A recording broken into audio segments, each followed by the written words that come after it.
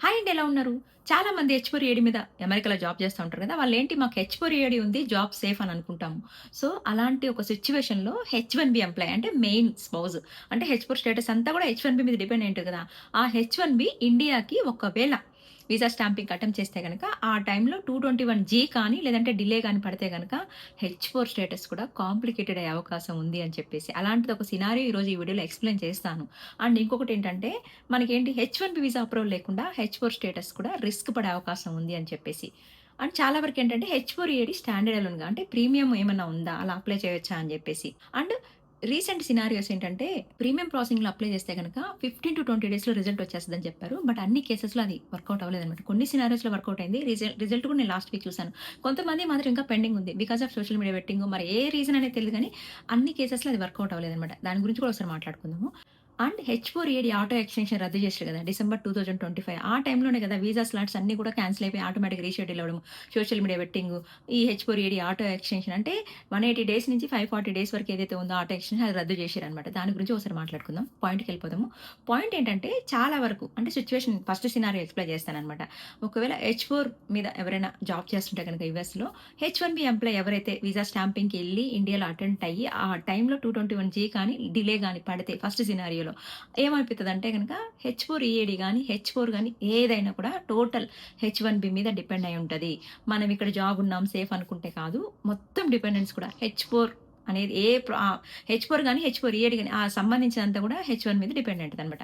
H-1B employee ఒకవేళ visa స్టాంపింగ్‌లో 221 గాని delay గాని పడితే గనక హెచ్-4 స్టేటస్ కూడా రిస్క్‌లో పడే అవకాశం ఉందని చెప్పి. ఎందుకంటే హెచ్-4 ఎంత టాలెంటెడే గాని, ఎంత జాబ్ వచ్చి ఆమె కెరియర్ బిల్డ్ అయిందన్నా కూడా ఇక్కడ సినారియో ఎట్లుంటదంటే గనక హెచ్-1బీ డాక్యుమెంట్స్ కానీ సంబంధించింది ఏదైనా ప్రాబ్లమ్‌లో ఉంది. అంటే ఇక్కడేంది ఓన్లీ డిలే అనమాట.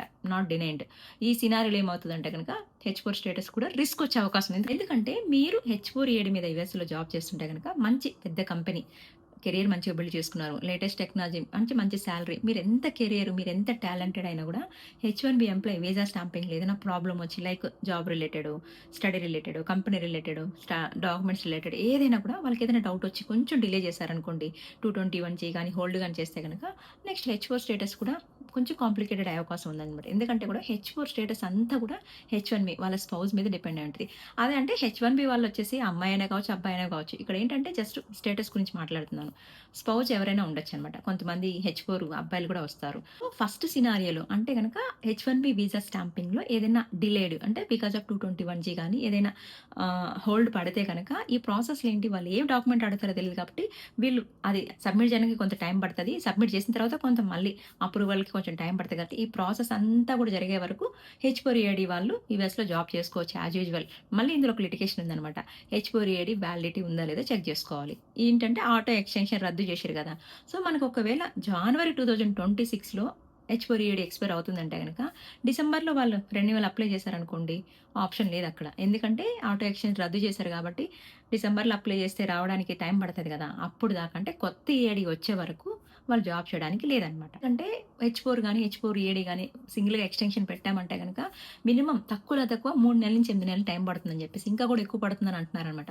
అందుకే చాలా వరకు ఏం చేస్తారంటే హెచ్-1బీ ట్రాన్స్‌ఫర్ గాని, హెచ్-1బీ ఎక్స్‌టెన్షన్ గాని అలా ఉన్నప్పుడు కాన్కరెంట్‌గా బండిల్‌గా వేసేసుకుంటే గనక వచ్చే ఛాన్సెస్ ఉన్నాయి. వచ్చినయి కూడా కొంతమంది. ఇంకా కొంతమంది రాలేవు మరి. అసలు బేసిక్‌గా ఆ సినారియో ఏంటనేది క్లియర్‌గా స్టిల్ బేస్డ్ ఆన్ యూఎస్‌సిఎస్ వాళ్ళు అసలు ఏ డాక్యుమెంట్ రిలేటెడ్ చెక్ జేస్తున్నారు. ఏంటి కొంతమంది సోషల్ మీడియా బెట్టింగ్ అంటున్నారు. ఇదంతా కూడా బేసిక్‌గా బ్యాక్‌గ్రౌండ్ వెరిఫికేషన్‌లో ఏం జరుగుతుందనేది మాత్రం మనకి తెలియట్లేదనమాట. ఇదంతా గూడా హెచ్-1బీ స్టాంపింగ్ డిలే అయితే గనక ఈ సినారియో అంతా గూడా మనం మాట్లాడుకుంది. ఇప్పుడు నెక్స్ట్ సినారియో ఏంటంటే H-1B స్టాంపింగ్‌లో H-1B visa approval denied అంటే టోటల్‌గా రిజెక్ట్ అయితే గనక యాజ్ యూజువల్ హెచ్-4 కానీ, హెచ్-4 గాని ఇన్వాలిడ్ అయినట్టే. యూఎస్‌లో వర్క్ చేయలేరు. వాళ్ళదేదైనా ఇక్కడ ఈఏడీ పెండింగ్ అప్రూవల్స్ ఉంటే గనక యూఎస్‌సిఎస్ వాళ్ళు ఆటోమేటికల్ రిజెక్ట్ చేస్తారు. ఎందుకంటే గనక మెయిన్ స్పౌస్ హెచ్-1బీదే లేనప్పుడు వాళ్ళ డిపెండెంట్ ఎవరైతే ఇక్కడ వర్క్ చేసుకోవడానికి అప్లై చేసుకుంటారో వాళ్ళది ఆటోమేటిక్‌గా క్యాన్సిల్ చేయాలి.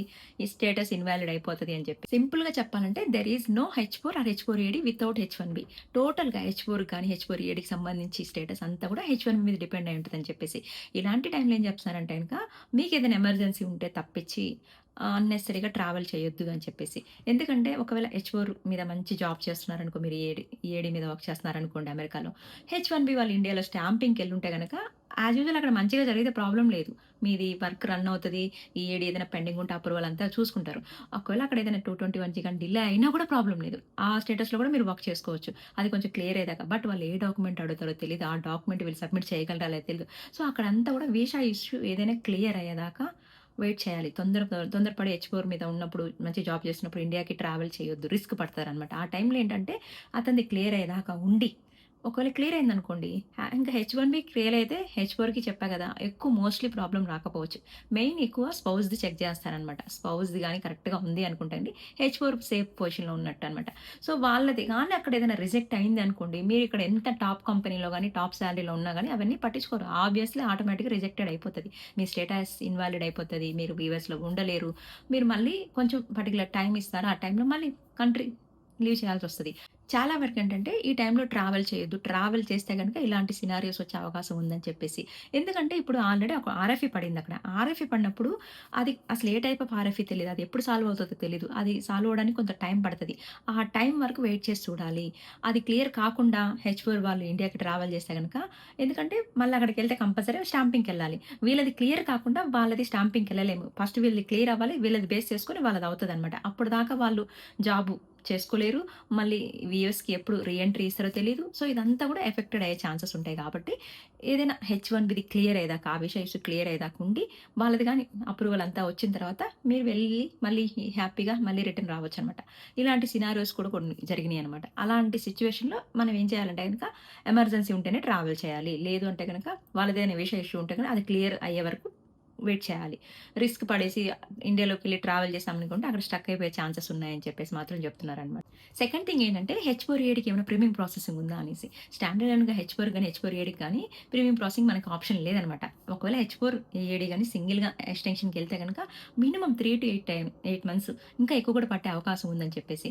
అలా కాకుండా హెచ్-1బీ ఏదైనా ట్రాన్స్‌ఫర్ గాని, ఎక్స్‌టెన్షన్ గాని ఉన్నప్పుడు హెచ్-1బీతో పాటు హెచ్-4 మనం కాన్కరెంట్‌గా ఫైల్ చేస్తే గనక మినిమమ్ 15-20 డేస్‌లో టైం పడుతుంది. రిజల్ట్ వచ్చే అవకాశం ఉంది. అండ్ ఆర్ఎఫ్ఈ పడే అవకాశం కూడా తక్కువ ఉందని చెప్పేసి అంటున్నారు. కాకపోతే ఏందంటే అది అన్ని కేసెస్‌లో నేను చూడలేదనమాట. రీసెంట్‌గా కొంతమందికొచ్చింది.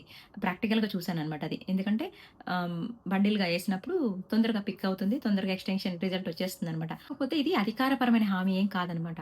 చాలా వరకు ప్రాక్టికల్‌గా సినారియోస్ కొన్ని ఎక్స్‌పీరియన్సెస్ రియల్ టైమ్ ఎక్స్‌పీరియన్స్ ఉంటాయి కదా! వాళ్ళేం చేస్తారంటే మేము ప్రీమియం ప్రాసెస్ బండిల్‌గా అప్లై చేసాము. 1, 2 వీక్స్ తర్వాత హెచ్-1బీ అప్రూవ్ అయింది. తర్వాత నిదానంగా హెచ్-4 వచ్చేసింది. అంటే అది మనం అనుకున్న దానికంటే ముందర రావచ్చు, లేట్‌గా రావచ్చు. అన్ని కేసెస్‌లో సేమ్‌గా జరగాలని లేదు. కొన్ని కేసెస్ డిఫరెంట్‌గా కూడా జరుగుతాయన్నమాట. నిజంగా చెప్పుకోవాలంటే హెచ్-4 ఎక్స్‌టెన్షన్ పెట్టినప్పుడు 3 నెలల నుంచి 8 నెలల టైం పట్టేలాగుంది. ఇంకా కూడా ఎక్కువ పట్టేలాగుందని చాలా వరకు మనకి ఎక్స్‌టెన్షన్స్ డిలే అవుతున్నాయని చెప్తున్నారు. మళ్ళీ కొత్తగా ఆటో ఎక్స్‌టెన్షన్ రద్దు చేసిర్రు. ఇవన్నీ కూడా మనకేమనిపిస్తుందంటే హెచ్-4 ప్రీమియం ప్రాసెసింగ్ లేకపోవడము అండ్ ఆటో ఎక్స్‌టెన్షన్ రద్దు చేయడం ఇవన్నీ కూడా మనకు అనుమానాలన్నమాట. ఎందుకంటే హెచ్-4 సింగిల్‌గా అప్లై చేస్తే 3 నెలల నుంచి అంటే ఎక్కువ టైం ప్రాసెసింగ్ పట్టే అవకాశం ఉందని చెప్పి. దాంతో పాటు ప్రీమియం ప్రాసెసింగ్‌లో అప్లై చేస్తే కొంతమంది రియల్ టైమ్ సినారియోస్ ఎక్స్‌ప్లెయిన్ చేస్తారు కదా! ప్రీమియం ప్రాసెసింగ్‌లో అప్లై చేస్తే ఫస్ట్ హెచ్-1బీ 1, 2 వీక్స్ తర్వాత హెచ్-1బీ వస్తది. ఆటోమేటిక్‌గా హెచ్-4 వస్తది. హెచ్-4 వస్తే ఈఏడీ కూడా వచ్చేస్తది అన్నట్టుగా అంటే ప్రీమియం ప్రాసెసింగ్‌కి ఎక్కువ ప్రియారిటీ ఇచ్చేటట్టుగా చూపిస్తున్నారన్నమాట అవకాశం ఇక్కడ. మనం చూసుకుంటే మార్చ్ 2026కి మొన్న ప్రీమియం ప్రాసెసింగ్ ఫీ పెరిగింది కదా! హెచ్-1బీ వంటి క్యాష్ సబ్జెక్ట్ వీసాల కోసం $2965 అయితే పెంచింది.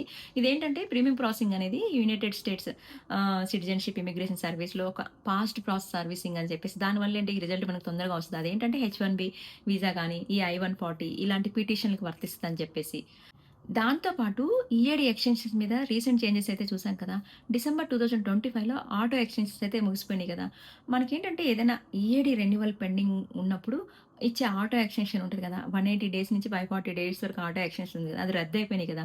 సో, దాని తర్వాత ఏం జరిగిందంటే చిన్నగా మనం ఈఏడీ రెన్యువల్ అప్లై చేసినా కూడా అది ఆటో ఎక్స్‌టెన్షన్ కాదని చెప్పేసి కొత్తగా ఈఏడీ వచ్చే వరకు మనం వర్క్ చేయడానికి అర్హత కాదని చెప్పేసి. ప్రాక్టికల్‌గా చెప్పాలంటే మనకి జనవరి 2026 ఈఏడీ ఎక్స్‌పైర్ అయిపోతుందండి. మనం డిసెంబర్‌లో అప్లై చేసినాం auto renewal. Auto renewal extension లేదు కాబట్టి మనకి ఇట్ విల్ టేక్ టైమ్ అనమాట.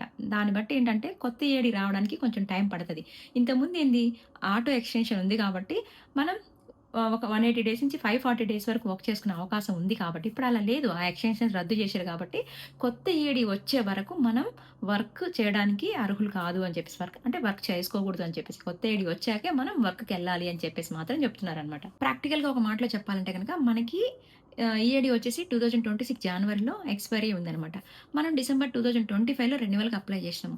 ఇంతకుముందు ఏంటి ఆటో ఎక్స్‌టెన్షన్ ఉంది కాబట్టి, మనం కొత్త ఈడీ వచ్చే వరకు మనకి వర్క్ పర్మిట్ ఉండేది. ఇప్పుడు ఆటో ఎక్స్‌టెన్షన్ రద్దయింది కాబట్టి, కొత్త ఈఏడీ వచ్చే వరకు మనం వర్క్ చేసుకోవడానికి లేదు అని చెప్పేసి క్లియర్‌గా చెప్తున్నారనమాట. ఇలా జరగకుండా ఉండాలంటే గనక హెచ్-4 ఎక్స్‌టెన్షన్ ఎప్పుడెళ్ళాలంటే గనక 180 డేస్ ముందర, మినిమమ్ 180 డేస్ ముందర. ఎందుకంటే ప్రాసెసింగ్ టైమ్ 3-8 మంత్స్ టైం పడుతుంది కాబట్టి, 180 డేస్ ముందర మనకి అంటే డిసెంబర్‌లో ఎక్స్‌పైరీ ఉందంటే గనక జూన్‌లో మనం ఎక్స్‌టెన్షన్ స్టార్ట్ చేయాలనమాట.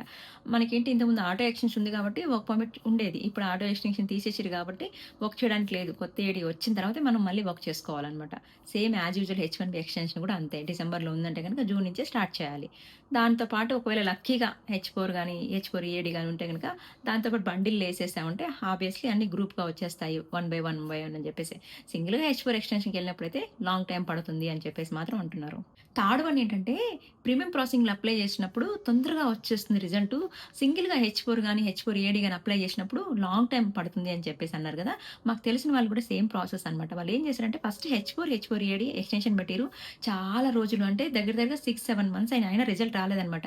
లక్కీగా ఆ అబ్బాయికి హెచ్-1బీ ట్రాన్స్‌ఫర్ అవకాశం వచ్చింది. వేరే కంపెనీ ఆఫర్ అంటే లైక్ ఎంప్లాయర్‌నే చేంజ్ చేసే అవకాశం వచ్చింది.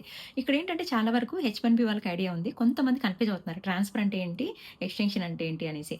ఎక్స్‌టెన్షన్ అంటే గనక వితిన్ ద కంపెనీ మీరు ఎక్స్‌టెన్షన్ అవ్వడము. ట్రాన్స్‌ఫర్ అంటే టోటల్‌గా ఎంప్లాయర్‌ని చేంజ్ చేయడం అనమాట. ఈ 2 ప్రాసెస్‌లో కూడా మనం బండిల్‌గా ఏసుకోవచ్చనమాట. సేమ్ ప్రాసెసే ఉంటది. ఆల్‌మోస్ట్ ఎక్కడో చిన్న పేపర్ ప్రజెంటేషన్ డిఫరెంట్ ఉంటది. ఇక్కడేంటంటే ఈ 2 ప్రాసెస్‌లో మనం ప్రీమియం ప్రాసెసింగ్ అప్లై చేసుకుంటే గనక ఫస్ట్ హెచ్-1బీది ఎక్స్‌టెన్షన్ వచ్చేస్తది. ఆ హెచ్-1బీ అప్రూవ్ అయిన తర్వాత ఆటోమేటిక్‌గా హెచ్-4 వచ్చేస్తది. హెచ్-4 వచ్చిన తర్వాత హెచ్-4 ఈఏడీ కూడా వచ్చేస్తది గదా! 1 వీక్ టు 10 డేస్‌లో. కాకపోతే ఏందంటే అన్ని సీనియరెస్ట్‌లు ఇలాగాల. వేరే వాళ్ళు సేమ్ ప్రాసెస్ చేశారు. వాళ్ళది ఇంకా పెండింగ్‌లోనే ఉంది. వీళ్ళది మాత్రము ప్రీమియం ప్రాసెసింగ్‌లో అప్లై చేసిన తర్వాత తొందరగా రిజల్ట్ వచ్చేసిందనమాట.